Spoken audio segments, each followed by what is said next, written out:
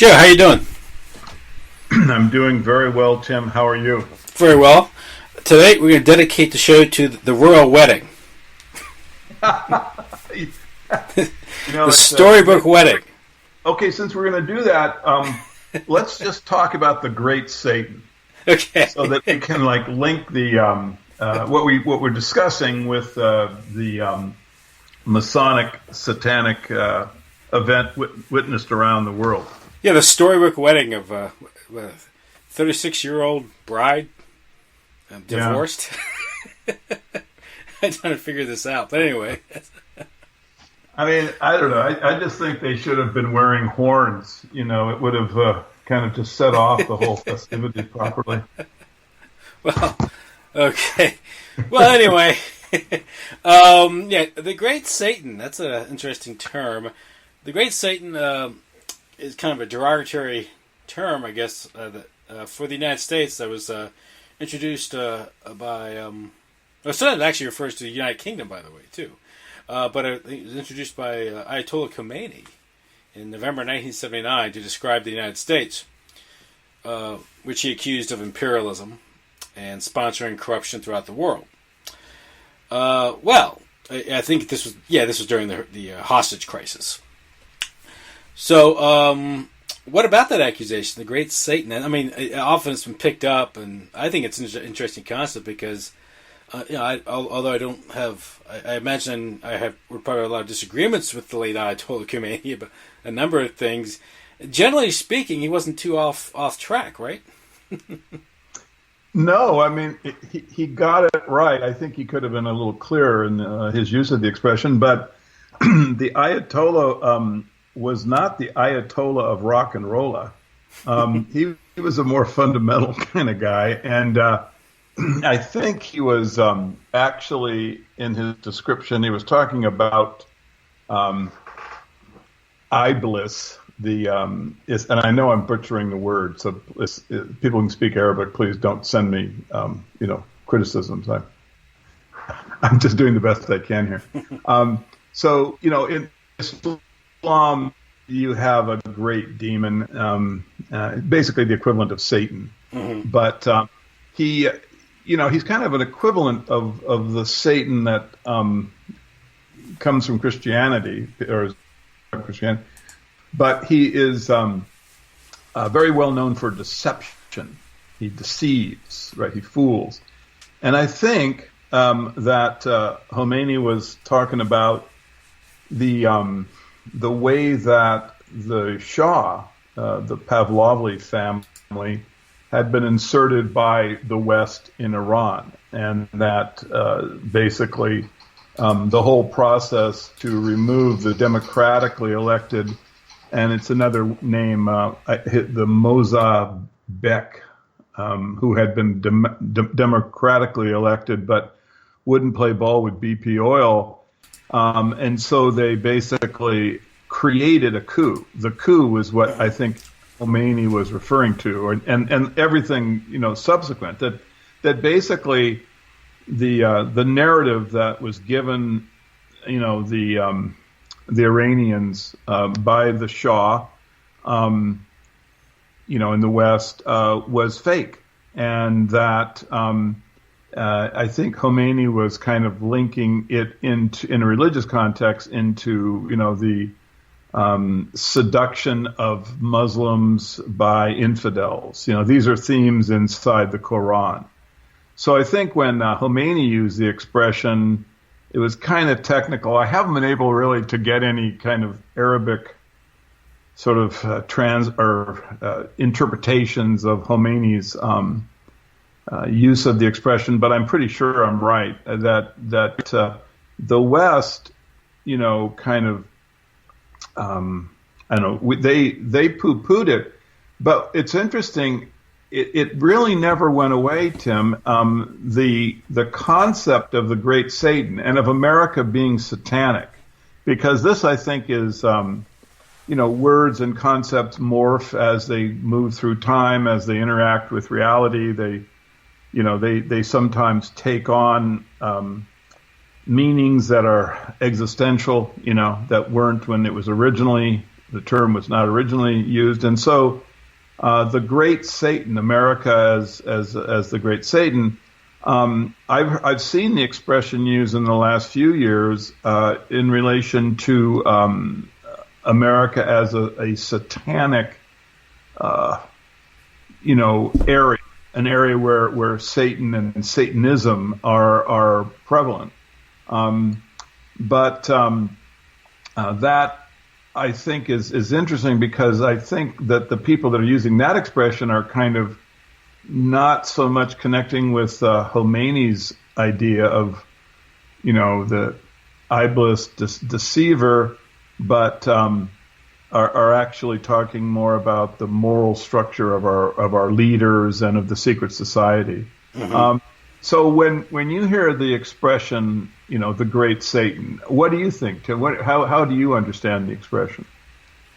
Well, I understand, again, sort of America exporting its corrupt culture, corporate globalism, sort of this idea of, or this has the right or the mission to undermine traditional societies in order to bring it into the fold, into the Western corporatist fold, and that's carried out, whether it's through the intelligence agencies like CIA, or literally through the NGOs, which is like National Endowment for Democracy, or even various churches and missionaries and these things. And traditionally, what's happened in the West is a lot of these the established churches have been infiltrated by the intelligence agencies and the interests that control them to spread sort of Western globalism, this corporate monoculture, and using the things like human rights and democracy, these weaponized ideas now as an excuse to go in and sort of bring enlightenment to a benighted world, and many Americans have internalized this because it's sort of that's how they view their history as America as the savior, going to war twice in Europe to save Europe from Prussian militarism, from genocide. Yeah, we did a great job there. Yeah, these things. So, and in order to justify not just the sacrifice, but just the violence that America has perpetrated throughout the world, it has to more or less pick up this narrative of America as the liberating nation, the Enlightenment nation. And it's interesting because you hear terms like Great Satan and these things, and then America enlightening the world, and you think of Enlightenment, and you think of Luciferianism. And I immediately thought of just going back to. We can talk about it later about the crimes of the American state that's been done in the name of spreading freedom, manifest destiny, democracy, these things. But you immediately think of sort of America's Freemasonic origins, and sure. and how a lot of if you look at a lot of justification for American intervention abroad. It has it's very close to a lot of these ideas of Freemasonry, pluralism, ecumenism, these things, things that would undermine a traditional society, like Spain or Portugal, or even Italy or Europe in general. These things, and so these things, Americans have internalized these ideas as ideas of liberty and these things. But really, America. Particularly in the 20th century, has been a force for international instability abroad, and the primary source of instability has been the United States, and really their cousins in London, the Anglo-American order, and of course this gave birth to Zionism, which is a product of the Anglo-American alliance. Yeah, absolutely. Okay, we can just end the show. I mean, that's exactly right. Good night. Yeah. I couldn't agree more. The thing is, I look at the America as the Satan. Actually, America was a continuation of the satanic foreign policy of the British. I think what you had historically was a process by which Freemasonry basically gained enough political control and enough technologic power to really go after world domination. And I think that this really was in the 1840s and 50s. And I think that, like, you can again trace this back to Palmerston. Yeah, steam power and the telegraph. Yeah, and trains, you have the expression used by one of the heads of a nation in Europe in a letter to Palmerston, and he referred to all of the agents that were running through Europe and actually the Middle East to create unrest and revolution. And he referred to them as Palmerston's Zoo, right? That was an expression that was then picked up by LaRouche scholars when they were looking at the Masonic sort of control of America. Then they were looking backwards to what was going on in Britain that led up to America's corrupt foreign policy. And, you could see that it was just one process. After World War II, with Europe basically in rubble, the Masonic power was transferred to the United States. Right. That's pretty much, it took perhaps, say, from the beginning of the 20th century right up to, say, like 1960 to conclude all of this. But in that period, Britain, which had been, the dominant political force and economic force, basically collapsed under the effect of the two world wars, and the pound collapsed, and now the dollar was, going to get used in foreign trade, and America was going to have a world cop dictatorship military, because there was the resources there that could be exploited. But the fact is that you had this process completely without any real contradictions. In other words, there wasn't a moment where the U.S. sort of stopped the foreign policy, the process that the British had created. The British had developed the British Masonic control, right? So it develops basically the political structure that's going to lead to the two world wars. You've got all of these individuals, agents running rampant through Europe. Manzini, Bakunin, the Russian Revolution. These things are all coming from the same Masonic cesspool that's primarily operating in England, but it's throughout Europe, and so this then is the beginning of the satanic, kind of control over the world. It was when the Masons got enough technical control to both, for example, like Palmerston used, Gatling guns and mechanical cannons to, blow up the Chinese and make sure that they would continue to eat opium. They were able to put troops into Ireland to genocide the Irish people. They had the peasants didn't have the weapons to fight back. And so they used their, this was I think really the first sort of satanic moment in the world where, well, that led up to our modern world, where you had the Masons with enough political and technical power. And then, you went forward into World War II and you transferred everything to the United States. But I don't want to be long-winded, sorry. But the one point I was trying to make is that's why it's really important to realize that the term Satanism had really kind of fallen away in the United States. There wasn't, much use of the term. If you go through magazines and things between the beginning of the 19th century and up to like 1980, there just really wasn't that much interest in it. But what had happened was Satan was making a comeback, Tim, because the Quattro Coronati, which of course, as we know, created both Zionism, certainly was the prime mover for Zionism, and also can be shown to have promoted and led directly to, the Nazi Party, right? They created dialectic, which is going to end up with moving, the Jews into Israel and getting rid of the Europeans. They were also creating the occult.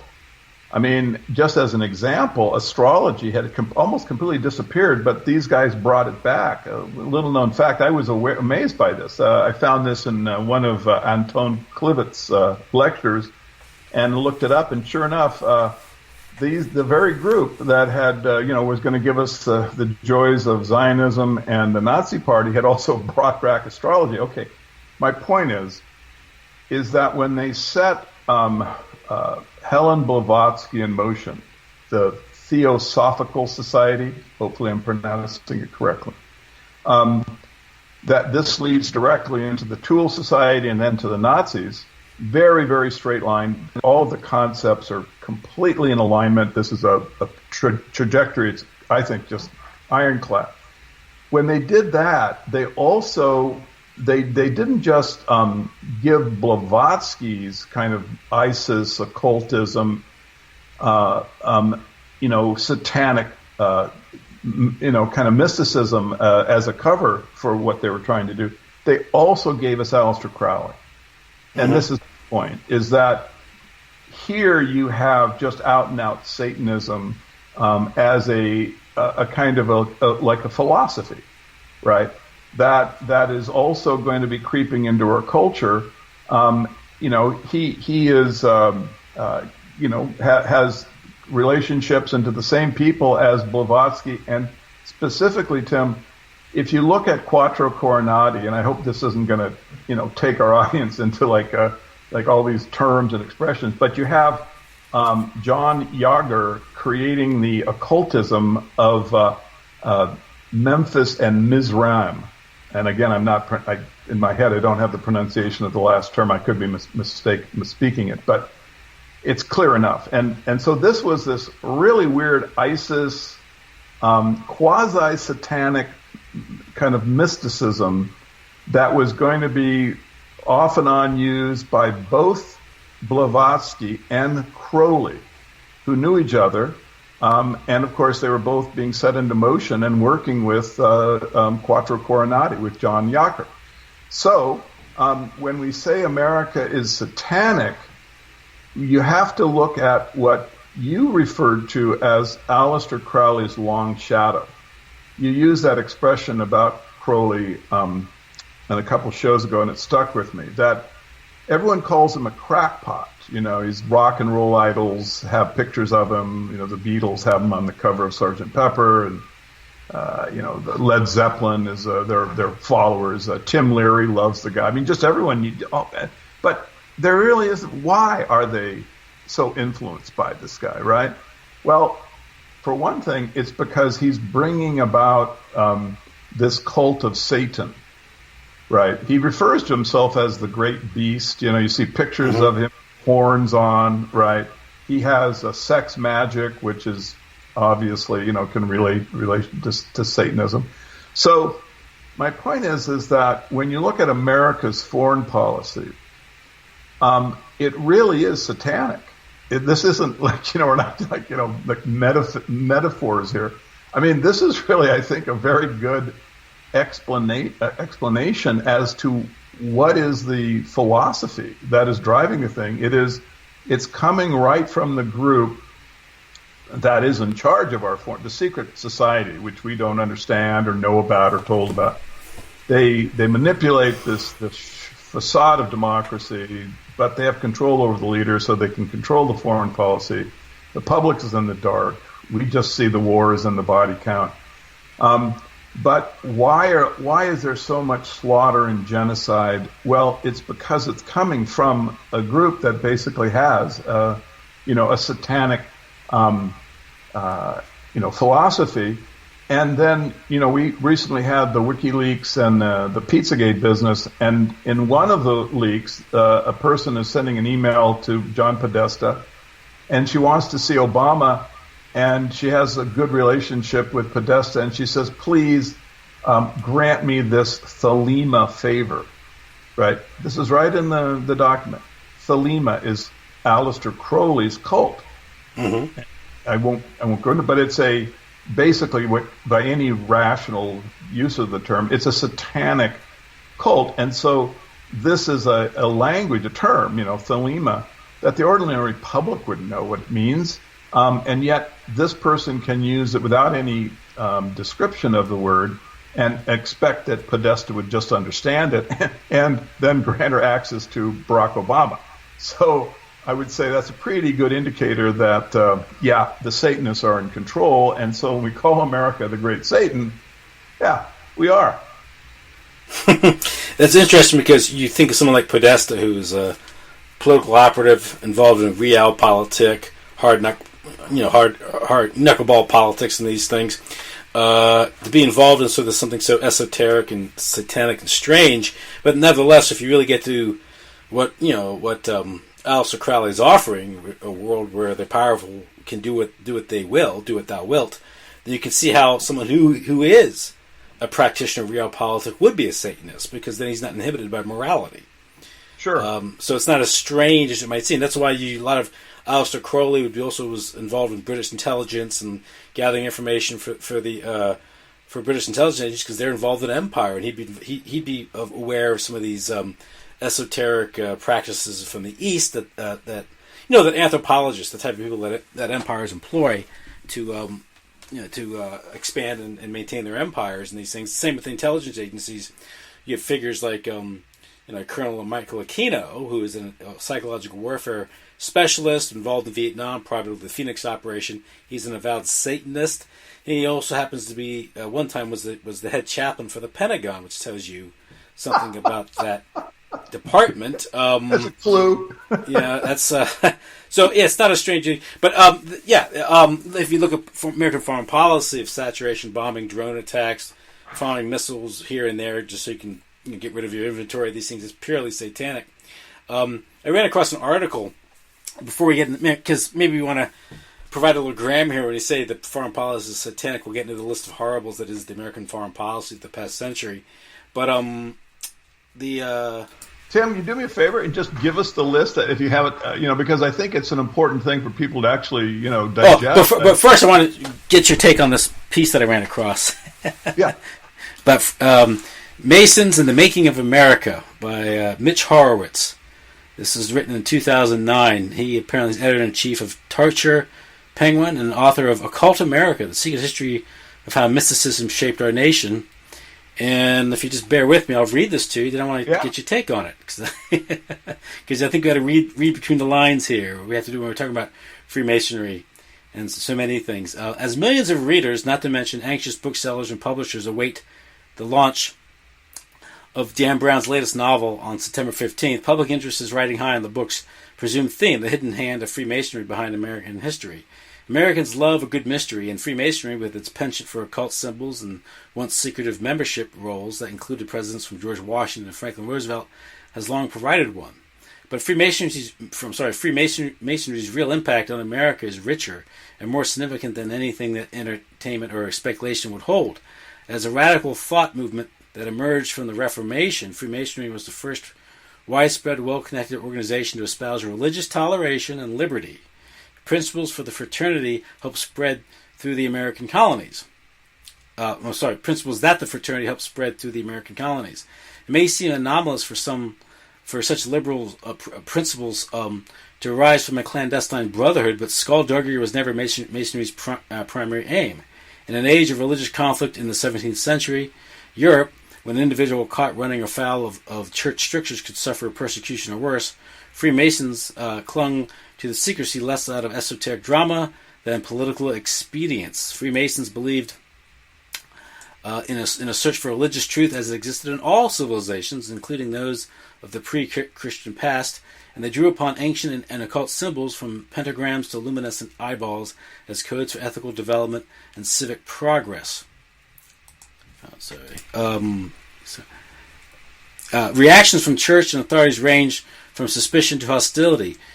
European Masons had good reasons to be discreet.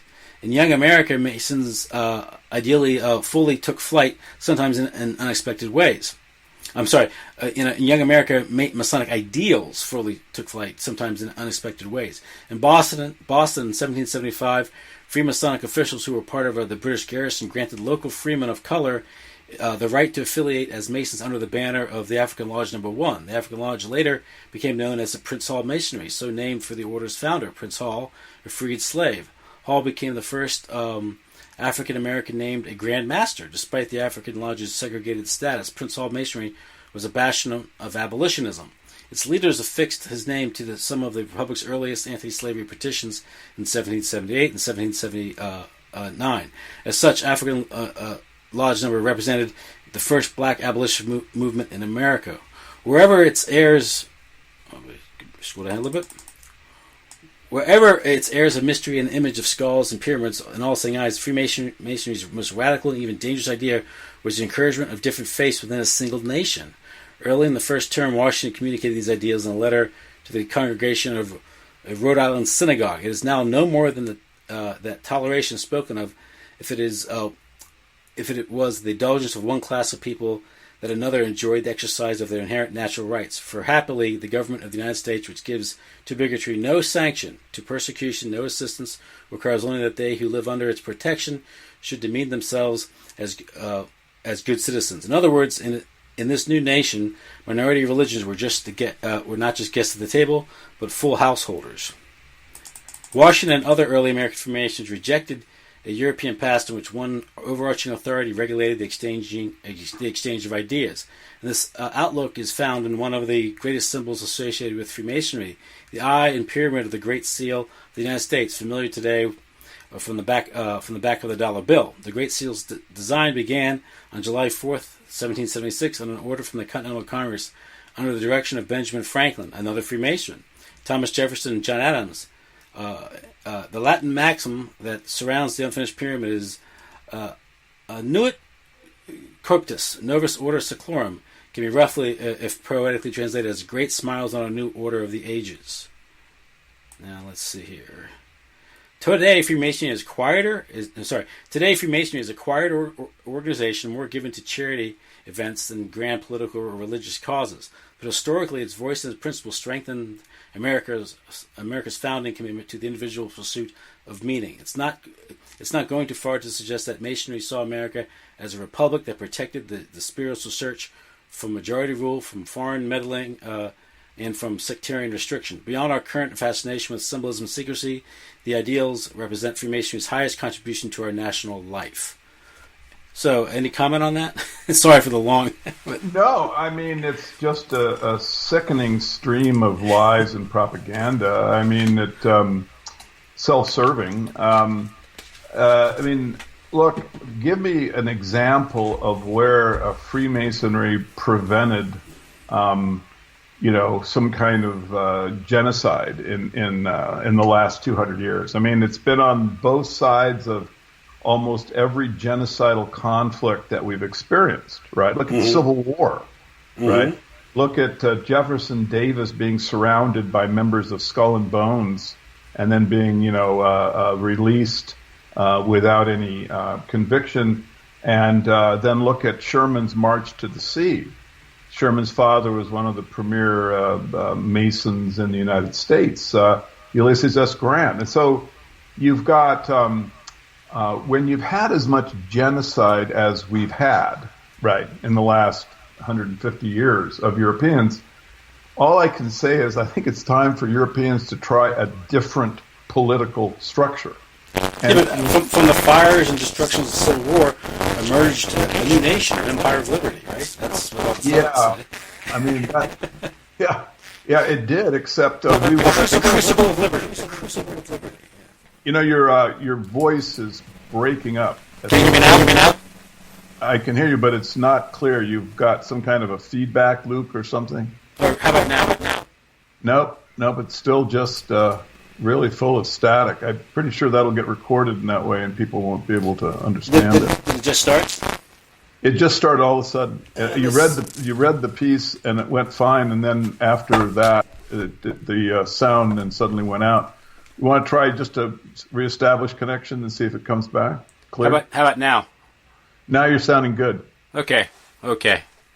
So now I'm clear? Yeah, you're loud and clear. Maybe you just got too close to it. I don't know. Yeah. It's my new microphone. I'm trying to... Yeah, well, anyway. So anyway, I was just going to say that, like, look, you know, he's talking. I mean, I don't know what planet the guy's coming from, but it isn't the planet where Freemasons have had political control over so many nations for the last 200 years, during which there has been nothing but impoverishment through central banks that are completely infused with Masonic agents. The political class that always is able to hold the armies in place, reduce population to the greatest degree. I don't think the Irish would have looked upon the Freemasonry of Palmerston and Benson and these guys as being something that was going to lead them into the promised land during the time when they were being, starved to death, maybe as many as 6 million. So I just think that the facts just expose this guy as an absolute liar and propagandist. And he frankly, he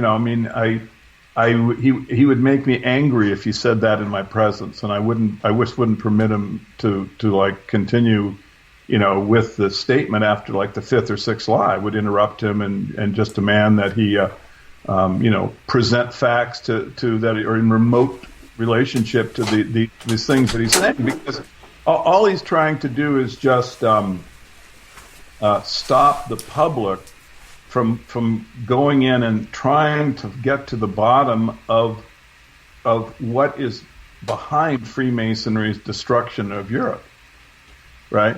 Mm-hmm.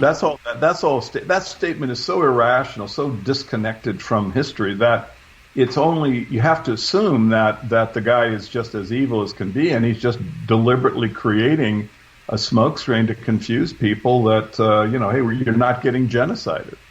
Well, we are, frankly, and we don't like it. And we don't like lies about the groups that are involved in it. I don't want to get on some kind of general anti-Semitic bandwagon, but I am, somewhat concerned by the fact that he has a Jewish name, because as we've gone through this show over and over again, we find this weird relationship between elite Jewish families and Masons. As in, for example, the creation of the Nazi Party, which are seemingly inexplicable. But if you start to use the interpretation that the Masons may just be a kind of crypto version of Judaism, then it all starts to make some sense. So anyway, I think that it's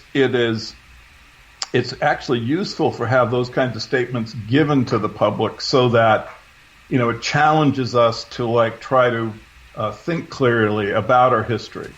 When you hear someone like that talk about all the liberty that's coming forward, and then you look at Palmerston, the head Freemason. He wasn't just like a lodge brother. I mean, he was the head Freemason of the Orient, and he's gunning down the coolies in China to force them into being addicted to opium, while at the same time he's working to starve the Irish to death. Right? I don't see much liberty or emergence of some kind of better nation out of any of this behavior. How about Churchill's firebombing of the civilians?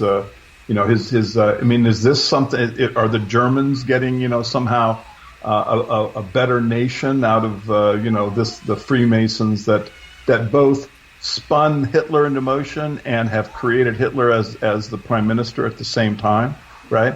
So I just think that I would like to say to that individual, I hope that he's simply naive, and I hope that he will do some research and just correct himself in terms of the real history of the last 200 years. Yeah. Now, look, I'm talking about American foreign policy, and this is often when people see America as the great Satan, and also its cultural influence abroad. Obviously, coming on the heels of the latest U.S. military intervention somewhere, like spreading pornography or abortion, in some of these liberated countries that our military plants its feet. But really, America, the United States, certainly has been a global empire since the end of the Second World War, overtly. Though, you could probably look at the American Empire beginning perhaps 1917, or maybe even the Spanish-American War. But you have these interventions abroad, and particularly the Second World War. You alluded to, you mentioned at least the firebombing, the Anglo-American bombing raids against Germany and also against Japan in 1945. Yeah, the Japanese incidents, where we firebombed and then dropped nuclear weapons on cities that had 80% population of women and children and no soldiers in them. Mm-hmm. And called them military targets for the benefit of the American public. And of course, you have what happened in Korea in the 1950, 1953, when that war was sort of fomented. Dean Acheson saying, we don't really care about Korea. Then all of a sudden an invasion occurs. All of a sudden we care about Korea. And that creates a pretext for American entry into Asia. This kind of launches the Cold War agenda. But you have, the brutal bombing of North Korea throughout that war. I don't think one city was left standing after we were done over there. After the UN was finished over there, it was the UN war. Police action.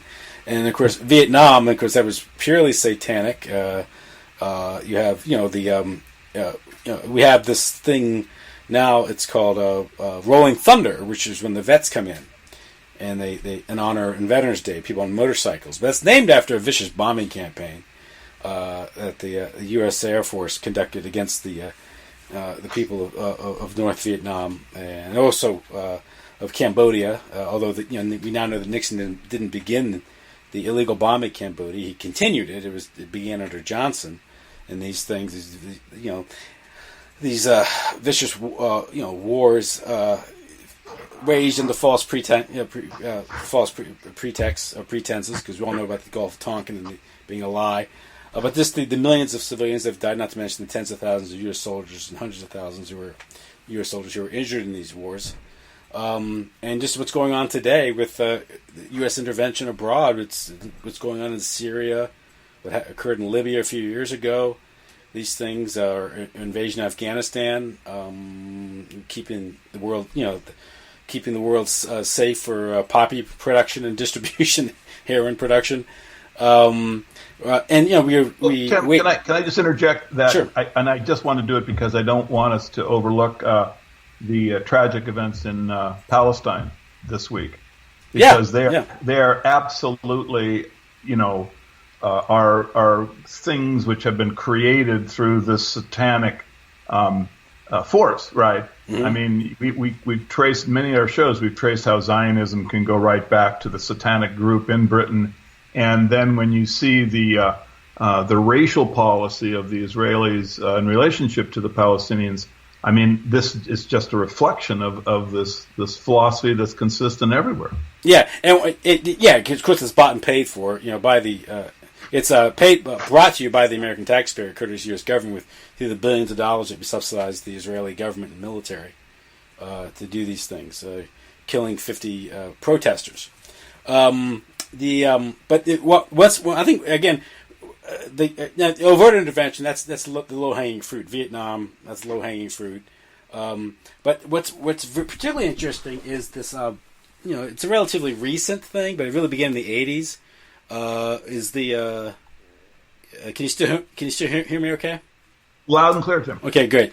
Is the use of these NGOs, particularly the creation of the National Endowment for Democracy, and the use of outfits like Freedom House, the use of universities and these things, these NGOs.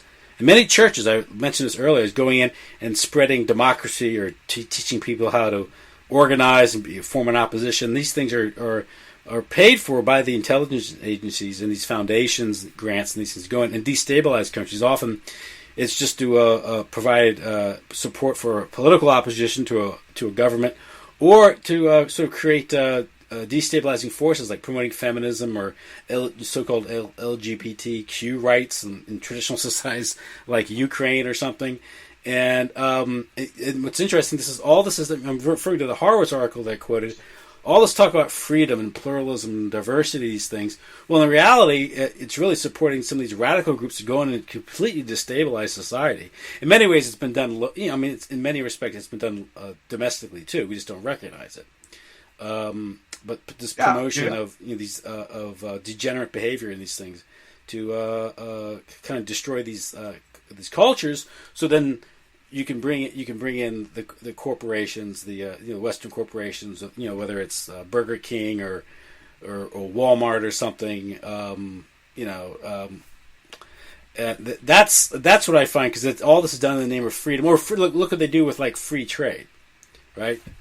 They call it something free trade. It sounds so great, but really you can't have free trade in a world of central banking, monetary manipulation, and also over coercion with military, these things, and economic sanctions, these things where countries can be cut off from foreign trade overnight because of sanctions and some concern over human rights, some claimed concern over human rights. And of course, a lot of these countries are now forming what appears to be some sort of opposition, like China, Russia, these things, because they realize that if they play by the rules, they can never really break out of their encirclement. Right. That's exactly right. And sorry, I had someone just come in. So the I was interested because you talked about like the a lot of elements that actually are related back to the very beginning of our talk, because when they wanted to get rid of the Iranian president and put in Pahlavi, they created unrest, and then they inserted their puppet. If you look at like Gloria Steinem's her first jobs as a CIA spook, it was to go into youth festivals in Europe and create disorder and chaos, right? So chaos is basically, the goal, and of course it's they have the cover narrative that they're going to try to promote democracy, so they create chaos, and then in the chaos they insert the puppet typically, so then that's when they get political control. Another example of this would be like the Hungarian Soviet in 1919, that Bela Kun comes in, and the next thing you know, you've got the satanic Gregor Luchas, giving degenerate sex education to children. So they always promise the workers' paradise. There's chaos, and then the chaos, then they're able to manipulate their political control into these things. And so when you look at like Burger King, I really do think it's just the same thing. It's just that, they give America's culture, and they talk about democracy and freedom, but the freedom turns out to be eating glyphosate-ridden food and watching pornography, and having, like the normal culture that would be sustainable, that would have marriage and tradition and ethnic pride. These things get shattered when this, when this curtain that they kind of pull over people's eyes using, concepts like feminism, freedom, and it's also reflective in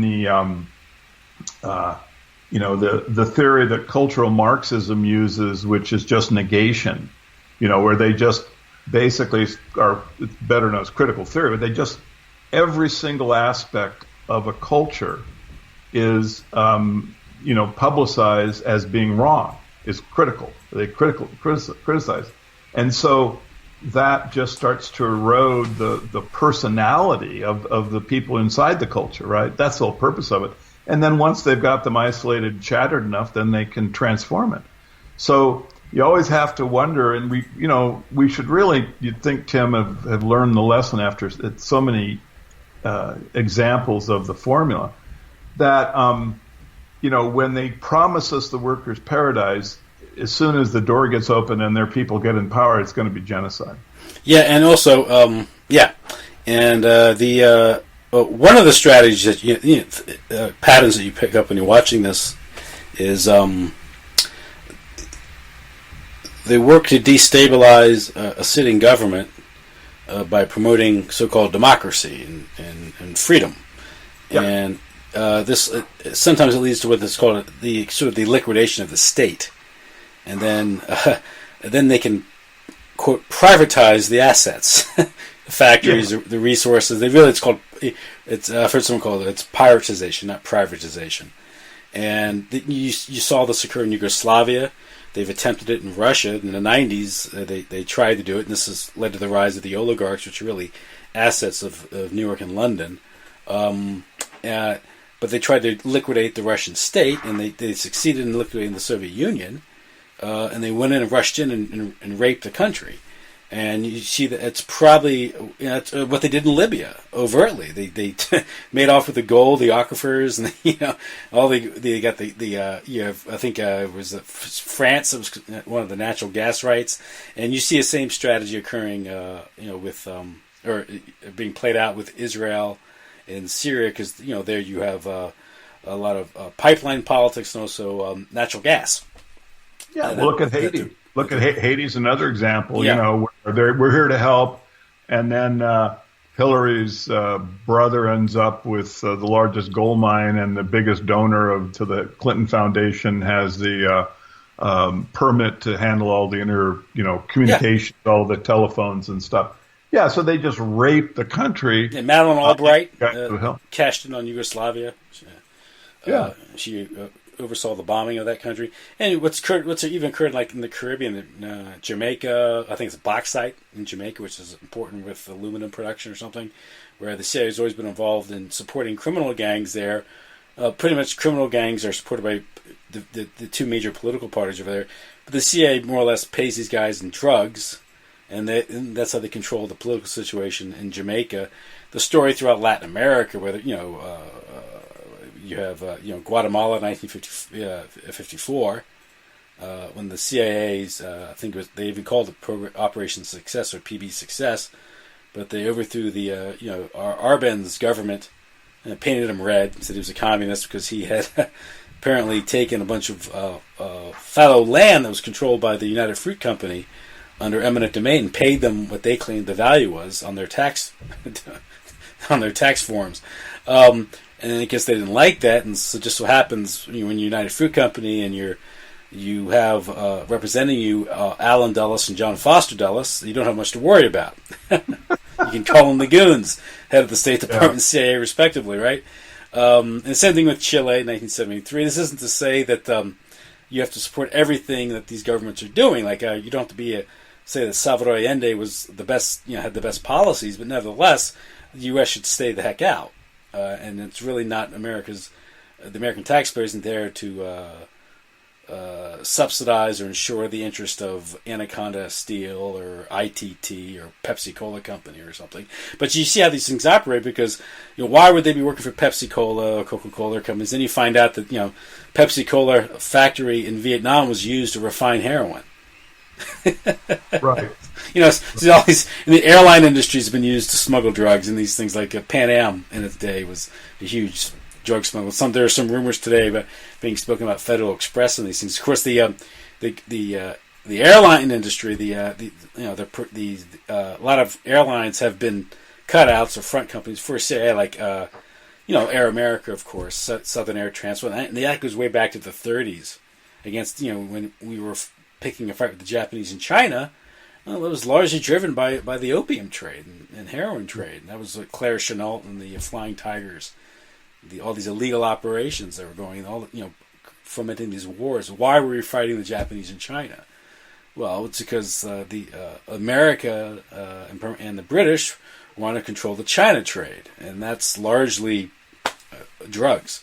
And if you look at a lot of American foreign policy, particularly its military operations, interventions, and its intelligence operation overseas, anywhere you see a large-scale military operation or intelligence operation, you find a drug route or poppy fields in these things, whether it's Central America, the Golden Triangle, now it's Afghanistan, and these things, so you see these patterns, and it's all about bringing the drugs in so you can make a lot of money and also opiate the society. Yeah, exactly right, and that really is good description of like the kind of the weight of evil that is on top of all of us. And someone was asking me like, well, how do you know like who's in the New World Order? And I said, well, look at the dollar bill. Do you see the expression, that describes the new order? I said, now, um, do you know and are receiving benefit from the secret society? Because if you aren't, then you're in the old world order. It's pretty much that simple. If you are not in the deal, then you are part of what's going to get crushed. So that means if you aren't receiving direct financial and political benefit from the New World Order, and if you don't understand it, right, and are part of it, then you'd better find a way to resist it, because it is definitely putting you on the chopping block. And so I was going to, in terms of how the satanic philosophy works, I would point out that they interchange the expression Lucifer and Satan very often. And I think that this is at their higher levels, so to speak, how they talk about it. And I think that the New World Order group, they can basically interpret words any way they want. They have the power of basically of creating a document and then just interpreting it, right? Like the Constitution, for example. But in this case, I think the critical document to understand, and you can see this really when you look at like Aleister Crowley, for example, is the Book of Revelation. Because in the Book of Revelation, at the end of it, you have very clear description of Christ as Lucifer, the bringer of light. What is it? Revelation 22:16. God, I'm getting kind of old here. I can't really remember, but I believe it would be, and there you actually, this is their perspective, that to them, they're bringing a new Messiah, basically. The old one, the Roman Christian Messiah, is not going to be in the New World Order. And if you look at how they interpret the Book of Revelation, it actually talks about a new order when you talk about a new Jerusalem, and they then go on and they say, they often translate the expression as the morning star. It's 22:16, Book of Revelation. It says, "I, Jesus, have sent my angels to give you this testimony for the churches. I am the root and offspring of David and the bright." They translate as morning star, but it's actually just Lucifer. So that's I think that's where it comes from, is that these guys have one of the reasons why they're so dangerous is that they see themselves as basically, having an underpinning of religion. I think as they interpret the old world order, the Christian world, that was an entity that they're basically fighting against, right? They basically want to replace it. It's really that simple. But they're not interested in just, converting them. They want to basically extinguish them, I think. So, could be wrong about this, Tim, but that's my honest opinion. I think that, hopefully, as more people become aware of the satanic sort of power that runs our finances, our media, and our foreign policy, that we'll just have more and more research into this. This is just an area that it's tragic in my mind that more people aren't involved in this, particularly Christian scholars, I think, who could actually get in and try to analyze Freemasonry from these aspects and start seeing that a lot of people that they think are Christian, that are overtly Christian, actually are crypto something. There's some. Well, yeah, there's been a lot of suspicions regarding some of the modern popes. Yeah, exactly. Yeah. Absolutely. I think when we talked the other show about how one of the Dulles family, I think it was, I'm not sure if it was his brother or first cousin, but it was a close family relationship of Alan Dulles, was one that was made a cardinal. Yeah, Avery Dulles. Yeah. After he'd converted to Catholicism. I mean, this is absurd. This just shows that the satanic, to use an expression, force has gained control over the political structure of the Catholic Church. And they're just using it as a toy to keep its population, docile and accepting the cultural destruction and pollution, while they're basically taking the population into oblivion with the techniques, of sterilization, through feminism and all of a lot of other stuff, and through integration. You saw Katy Perry was invited to the Vatican to discuss transcendental meditation, and she met the Pope. Finally, the church is turning it around. It's just ridiculous. Katy Perry. He didn't rebuke her, he didn't hear her confession.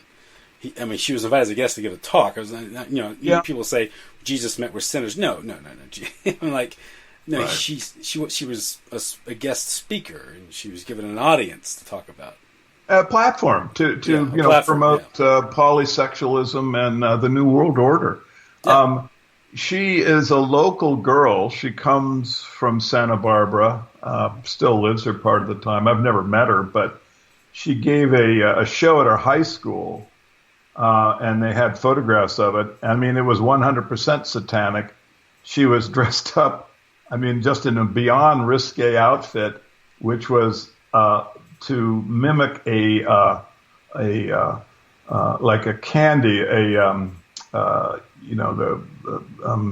it's Christmas candy, with red cane? Candy cane, right? And she had candy canes all around her. It was at Christmas, but she was representing herself as something that could be consumed. It was. She's promoting cannibalism. It's strange. Yeah, and it was just at Christmas, and it just, but also it was just so sexualized. Her lyrics are just basically pornography, and so this was given to us as showing like how wonderful our school system is. Look, our alumni who are successful are coming back. It was just, I was just head scratching and going, gee, well, I think some of our like alumni are also in the porn business. Are they going to come back and give demonstrations as well for the kids? It was just so. When we talk about cultural collapse, you're talking about a designed, hypersexualization, the same thing that Gregor Luchas was doing in Hungary in 1919. But a really good way to describe it is just this is Satanism. It's just this is the philosophy of the group that looks to Lucifer. They're going to replace the old world order, the Christian world, with their new one.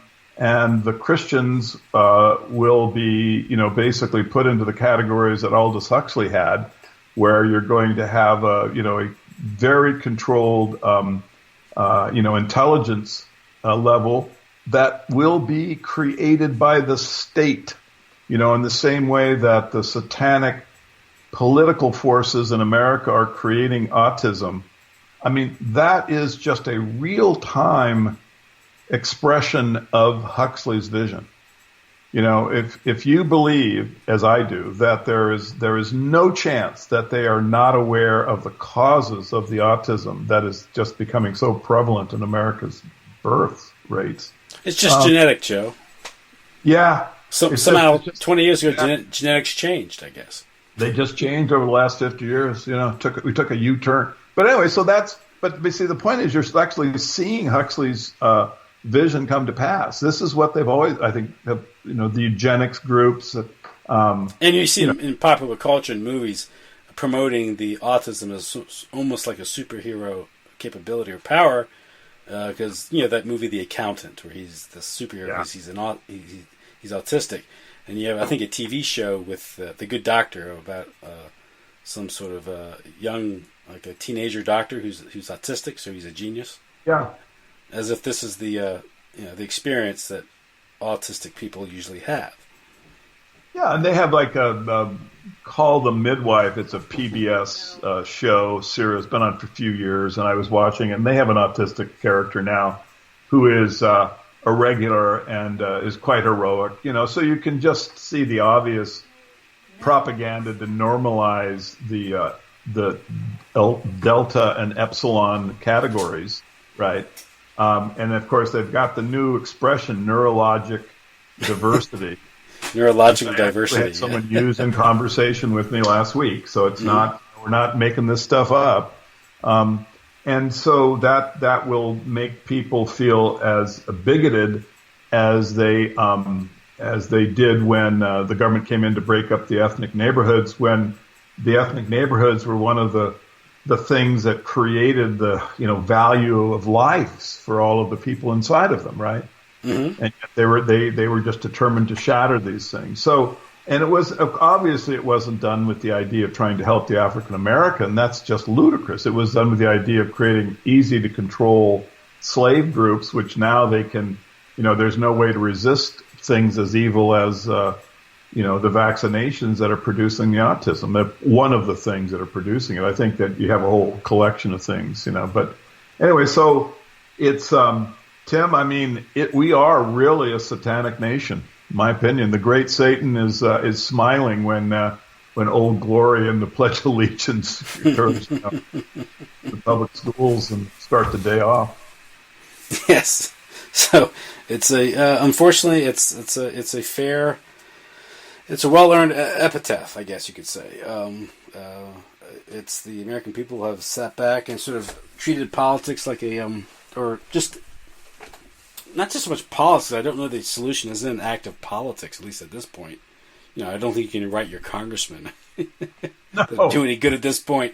But just sort of just awareness, these things that people are so concerned about the latest technological gadget that gets them some convenience or entertainment in these things, or they're too busy, just too busy to worry about it. I'm glad you brought that because you could really see that that was a brilliant comment, Tim. Because it's when you think of this going on, and then you think of the amount of time the public are just staring at the iPhone, you can see that it isn't just the snooping and the brain control; it's just the power to distract. Mm-hmm. When you're staring into the iPhone, right? How often are you going to be actually looking out and seeing, how the world is being transformed into this, the brave new world? Yeah, I mean, how often do you look into a car that's driving erratically and they're looking at their cell phone? Yeah, every time I'm on the road.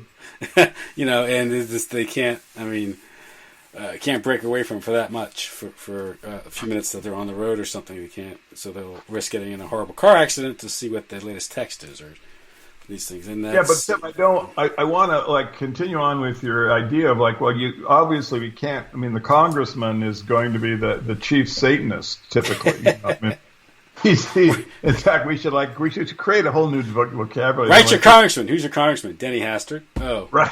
Yeah. In many cases, I think probably even the majority of them, they're not inside the deal. But they are kind of selected for stupidity and docility. You get people who will have an issue, like integration, is like just key to them, and that's so they have issues which are preposterous relative to the real problem that we're facing. Yeah, to the real world. Because can you imagine a congressman today trying to articulate opposition to racial integration and maintaining ethnic communities? What he would be. Yeah. At least, if you're talking about white communities. How would a congressman even broach the subject with the media? Well, because they've been denied the grammar to talk about this through 40, 50 years of psychological warfare. When it wasn't really, it was just, of course we want to maintain our Irish neighborhoods. We like being Irish, Catholic Americans. It's what creates value for our lives. This is a free country, isn't it? Why do you want to smash us apart? And then moreover, it isn't just the affirmative side of how good it is to have ethnic pride and live in an ethnic community. It's why are you breaking it up? Because this is the real, I think, critical thing. It's you're breaking it up to isolate it, fragment us, what? To lead us to a better country? No, to enslave us and then genocide us. Mm-hmm. So it's understanding the motivation of the people who are bringing about the destruction of the enclaves, who brought about the destruction of them, and then at the same time trying to, make the affirmative case because there's the propaganda has been so successful that the generation of people who have European ethnic tradition, right? It's for a phrase, like people have in this era it'd be Irish and German backgrounds or something. Yeah. I mean, this group to talk to them about, a specific value and a benefit, to, find people of similar backgrounds, it'd be very difficult, because they are oftentimes, so often in the last 100 years, there's been mixing of European ethnicities. Mm-hmm. It makes it a little more difficult to bring the argument to clarity to people. But the thing I think that will, hopefully focus the young people will be the negative argument, which is, look, this is being done the integration is in the control of the satanic society. This is not being done because they have a vision of a brave new world that things are going to be terrific. No, it's because they have the Huxley's vision of what the new world will be, where there'll be intellectual stratification. The people inside the world will be created by the state.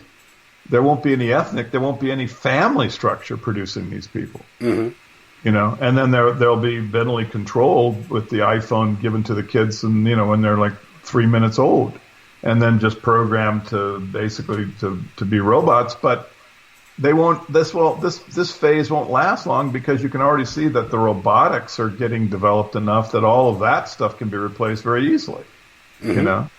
So you're literally looking at an extinction event, and so this would conclude the firebombing campaigns of World War II, and all of the things which are damaging us now, physically and psychologically. It's time to resist. I think that, we go through building out the schematic, and I'm sure that we make a lot of mistakes. I know I do, in the analysis.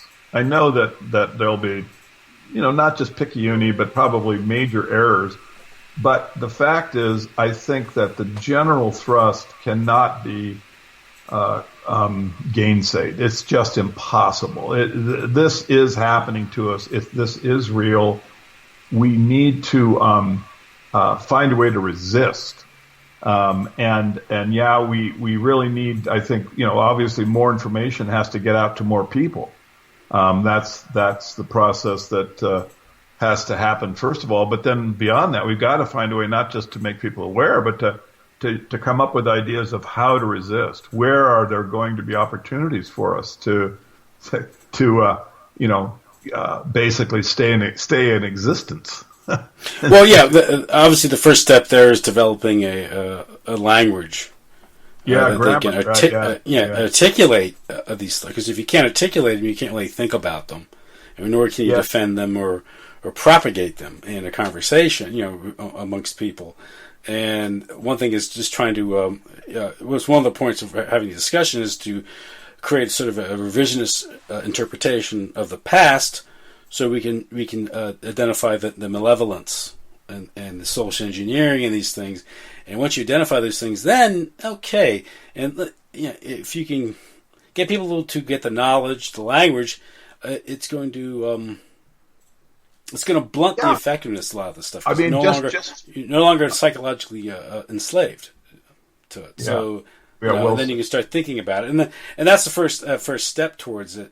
From that, the next step beyond that's another question. Depends on how violent the system has to get to impose its will. Do they have to rely on psychological warfare where your mind is enslaved? And once your mind is enslaved, is it possible to physically enslave humanity? Probably not, which is why they spent so much effort, with mass communication and these things. Entertainment. Like I said, we've talked about this in the past. The whole infrastructure, the whole enterprise of mass communication, entertainment, and these things have been designed to more or less brainwash humanity. Exactly. I'm going to give one example, which is like if you change the description of the Irish Holocaust from the Irish potato famine to the Irish genocide. Right? Just that little, from a propaganda term to one that describes what happened, right? Then it just helps people think clearly. If the grammar is good, right? If the term that describes the event is accurate, is descriptive. I mean, it wasn't no potato famine. It was a deliberate genocide by the Masons of the Irish Catholics. That's what it was. And so when people make that switch in grammar, then they can see more easily the satanic hand, the hidden hand of Satan, to use an expression, that is really in back of these things, right? This will help them come up with ways to resist stuff that's happening right now. Yeah, just same way that you can point out the civil rights movement and the racial integration movements of the 60s were there to actually break up the ethnic neighborhoods, destroy ethnic identity in America. It wasn't there to bring America's persecuted black minority into the mainstream and give them their full rights and privileges as American citizens. That was the excuse. And once you gain that knowledge of how the social engineers and the psychological warfare specialists use that as a pretext to destroy neighborhoods and destroy identity, so these deracinated Irish Poles could be sent into suburbia, and then pretty much become sort of the white majority with no real identity, to get what you have today now, which is just completely demoralized, no values, no nothing, no ethnic roots to cling to build anything on, and then that changes the whole perception of that era. It loses its progressive, it's sainted, it's sort of the sacred narrative of the civil rights movement. When you start pointing out the fact that people like Martin Luther King had handlers and it was being manipulated, they were exploiting a difficult situation not to make things better, but ultimately to make things worse. And once you get that understanding of things, and then you're not so terrified of being accused of being sort of retrograde or racist or something, because you're not. I mean, obviously you're not. You just simply have developed a more sophisticated understanding of these things rather than It's too bad because you're on such a good roll. Why can you help us again with the whole idea there, going through the civil rights thing? I hate to. Oh, okay. That was great. Just once you get this understanding, something like the civil rights movement, the integration movement of the 1960s, and these things that sound so good. Everyone, like, why can't we all get along? Everyone living in peace and harmony and the equality and these things. Well, that wasn't really the objective. That was a pretext. If you understand that this was a pretext to go in and destroy these ethnic neighborhoods, which is a strong source of ethnic identity and strength for particular institutions like the Catholic Church, which could provide an opposition to the New World Order, for lack of a better term, because at the parish level. But once you understand that this was a program to deracinate these ethnic groups, send them off in the suburbia where they lose their identity, where they can be subjects to the empire and be subjected to all the psychological warfare that that Hollywood or Madison Avenue has to offer them, then it changes the whole understanding of that era, and you're no longer worried about being accused of being a racist or a retrograde for saying, well, why do these neighborhoods need to be destroyed? Is integration necessarily a good thing? Why should you be forcing people together who have different ethnic and cultural backgrounds? They should have their own areas and communities where they can be allowed to prosper and flourish. But that's the problem. They don't want these ethnic groups, prospering and flourishing on their own terms. They want to be subjects to the empire. So, and that's why you see these. We point out what's been done abroad, promoting degeneracy in the name of freedom. Same thing occurred here, of course. We call it the sexual revolution. And we call it freedom, and it's just been let, like anything. Sexual revolution, just all it did was tell us to give in to our passions and our appetites, like anything. And if you're enslaved to your passion, if you enslaved to your passions, you're enslaved. I mean, that's and that's what it did. That's to spark the appeal to the libido in these things. So yeah, resist the self-control that leads to families and extended families and some kind of coherent living experience.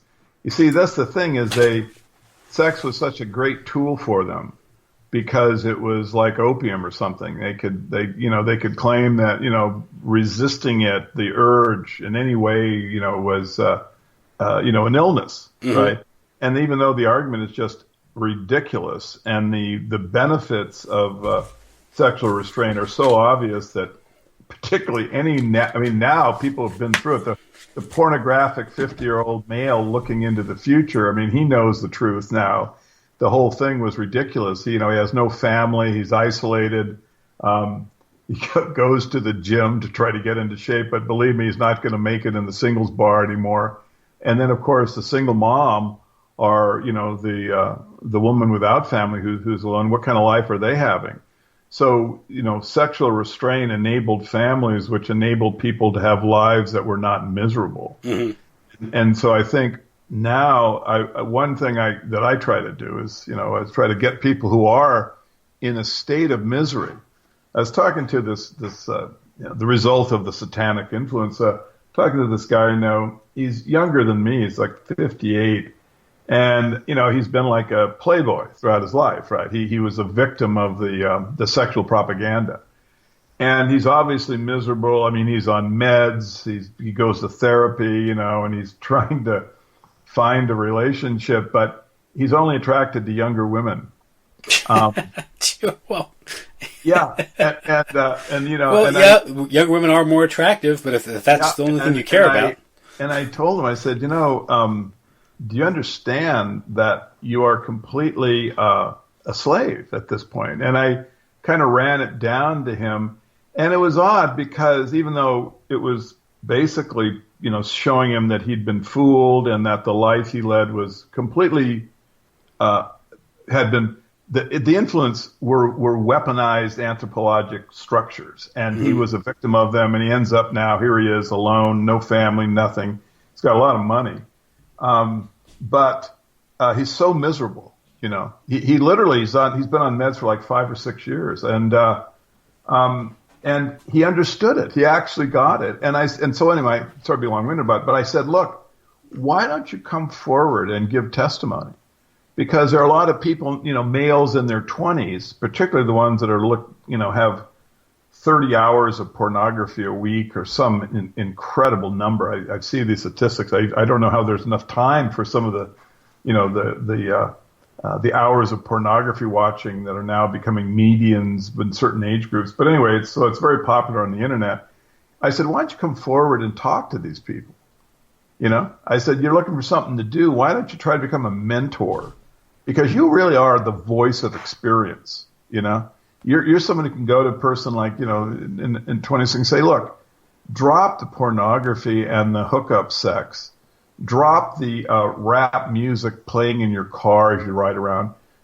You're going to end up like me if you're lucky. You're going to end up someone like me. Otherwise, you'll just be dead at an early age because you'll probably, end up beaten up in a bar or something, when you're 45s and younger males come in to want to move you away.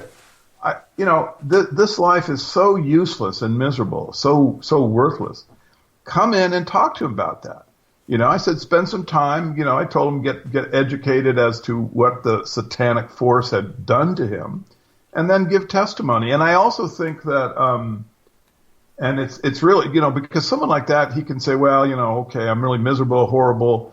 But you look at someone like that, and it's because of the way sex works in our mind. You can say, well, he's kind of Hugh Hefner, but now he's old. So he had his period, his era. It's like a tit for tat, At least he had something. The sadder story are the single women, because then you ask, without children particularly, then they in their 50s, because a lot of them were not benefiting in any way. They always really wanted family. The culture was so degenerate that there wasn't an opportunity for real relationships.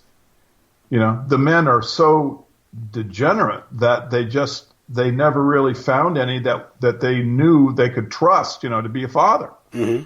Right. So they've been suffering the whole time. But I think even though they should come forward and give testimony against feminism, and the single man, single male should come forward. The single man in the 50s should come forward and give testimony against the pornographic culture. These things are deliberately designed to lead you into lives that are just ruined and are basically just, you're isolated, so easy to enslave, but are existentially miserable, right? And so now, when in the 1970s and 80s, when these philosophies were being given to the baby boomer, we didn't know any better. I was there. I can tell you, we had no clue. But now people do have a clue, and they should come forward and say, look, you've got to try to create a family. First thing you got to do, try to create a family. This should be directed more at the males. I think the women, I know a lot of them have been damaged by feminism. They don't see the real glory and value of family. But I think that as I noticed that the term feminism is declining in use, and more women are not self-identifying with the term any longer. So I think the word is out to women that, really we should be trying to create families. But I still think that pornography is very powerful with young males. And so, this is an area that, if you're out there, you're a single male, you're in your 50s, you're completely worthless, you're not doing anything with your life, you're just staring at yourself in the mirror getting old, go out and give testimony to young people. Yeah, it's a vicious cycle, because as less men are marriage material or are eligible for the responsibility of marriage, women have to go out and get a job and make it on their own, and it's self-justifying. And they don't really see it in those terms, because they'll get on this cycle, where they're working on their career, earning money. Of course, what this does is this drives down wages across the board, because you have an inflated workforce. If you have more people looking for the same jobs, this lowers wages, which is part of the plans of the oligarchs for supporting feminism. Is that, but they also they see the idea. I see a lot of them have internalized it that, but not working, they actually see work as empowerment, and really it's enslavement. Of course, and they have to drop that pretension and realize that they have to kind of take a step back and let their men lead. But the men have to be, up to the challenge. But the thing is, if they're not encouraging the men, see how the cycle works? I think that's absolutely, Tim, that's crystal clear, buddy. Well said. There it is. You should stay home and bake cookies. Well, yeah. I don't know. Yeah, it's nice to have someone baking cookies at home and providing a home. Let the males actually function in a role that they can do as part of a family. Mm-hmm. Nothing wrong with that. And as far as women with the task of raising children and keeping home, man, I don't know, but I would bet there are a lot of women now in their 50s and even in their 40s that would give testimony about, this didn't make me happy. I became an executive. I fought for higher salary. I won boardroom battles, whatever. What did it get really, And life is tough under any circumstances. Not to say that, you have a family, it's all going to be, box of chocolate in the springtime. It's a lot of work and a lot of misery having a family. But I just think that a billion years of evolution have pretty much got us to the point where we know what is real, and we know what is real satisfaction, and it comes from the process of creation, of making another generation, of having that social structure, of having the kind of intimacy that has profundity, because when if you're a parent, if you're a couple with children, you really have a different meaning to your relationship, because you really care about the kid, and the fact that both of you have to perform in certain ways in order to just get the kid through every single day. The relationship you have becomes deeper and deeper, and this is really what stems off the existential, kind of meaninglessness of experience. It is the deepness of relationship that you develop when you have children, and and you have to work together in order to keep the whole thing functioning. Yeah. Mm-hmm. Yeah, it was. What was it? I was watching a TV show, and a girl was reading, I guess, Being in Nothingness.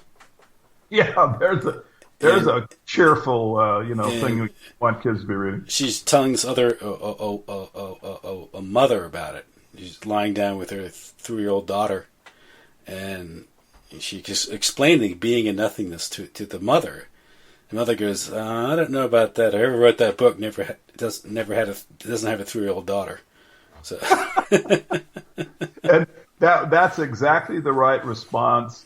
And if they want to force your kids to read, feminist literature or ridiculous French existentialisms, then you should just resist it and get your kid out of the school.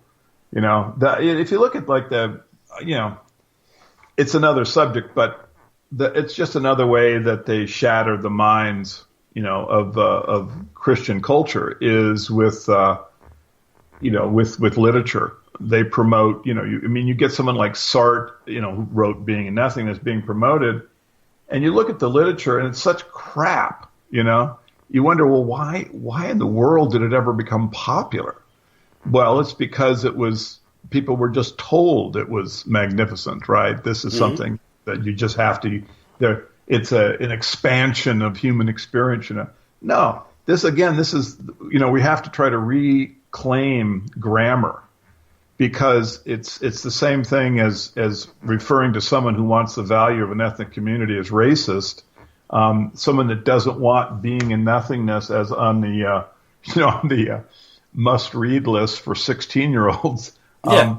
It's because it is a satanic, demoralizing piece of crap. And you look at the era it was written in, right? Post-war France.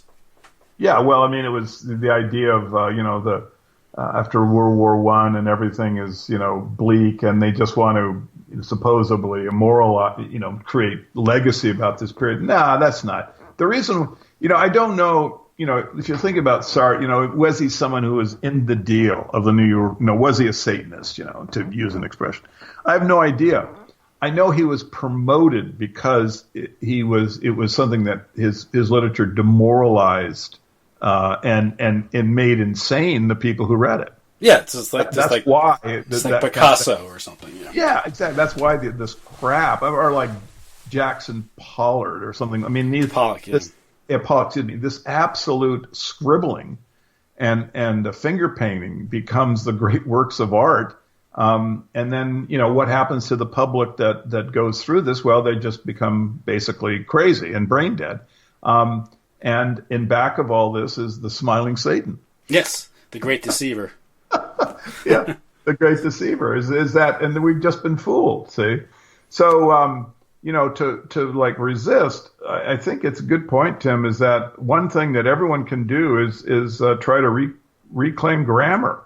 No more Irish potato famine, Irish genocide. No more modern art. Vomit on canvas. Just reclaim the honest descriptions of what you're experiencing, and don't let them use these expressions unchallenged. And this is probably a pretty good thing, because it's really just the intimidation. It's not that our brains have been rewired so we're so autotomic that we can't see what's real. It's just that the language itself, the words that go through our mind, have been designed to keep us intimidated. So we feel slightly self-conscious, even talking about the value, for example, of an ethnic community or of a family. We were a little nervous about talking about. Now it's getting to the point, even a heterosexual, the advantages of heterosexuality in a family structure is basically a kind of racism against the transgender, polysexual, GBTL crowd. Mm-hmm. So that grammar is being slowly taken away from us, and people just have to stand up and use the right expression, because when we do that, then we keep these things normalized enough so that they can be discussed. And that's what enables the intimidation to be held in check. we've really got to reverse the intimidation. I mean, sort of like the moon landing. I don't know. I just got a lot of people, commenting on. They thought it was a great discussion because we basically just made them laugh. It was funny, I think the reason, because I know there are lots and lots of people who have so much technical debunking of the thing, certainly a lot better than I do. But if you can get people to see that it's funny, right, then that maybe a little has the advantage of ending the spell of intimidation. Yeah, intimidation is a big thing. I was reading an article about Robert Mapplethorpe, and there was a strategy. The obscenity case was started in Cincinnati, Ohio, and the reason why Cincinnati is a conservative town, largely Catholic, and they put on the local art museum put on a show of his photography, and it violated local obscenity laws, and a case was started, kind of like one of these fomented legal cases to establish a precedent. And they had a whole trial about whether or not it violated obscenity laws, and the question was whether it was art or not. And it was clearly obscene. That was Christ in the urine? Was that? Yeah, Christ in urine. Yeah. That was weird. I keep thumbing people up a man's. Yeah, just completely insane, vomited, satanic nonsense. Yeah. And they had experts testify. They need experts to testify that it's art. Now, if you need an expert to tell you that something is art, something's beautiful, then it clearly is not. I'm sorry. You don't need to look at the Sistine Chapel and go, is that art? I mean, of course, yeah, it's going to be art. You look at the Pieta and go, yeah, that's art. Right? It's not going to be, it's going to be, but only, this is also photography. And, they had an expert in quotes, of course, gives testimony that it is art. Therefore, that it's permissible. It has some redeeming quality because it's art. And they asked the juror who decided in favor of the art exhibition, said, well, I didn't think it was art.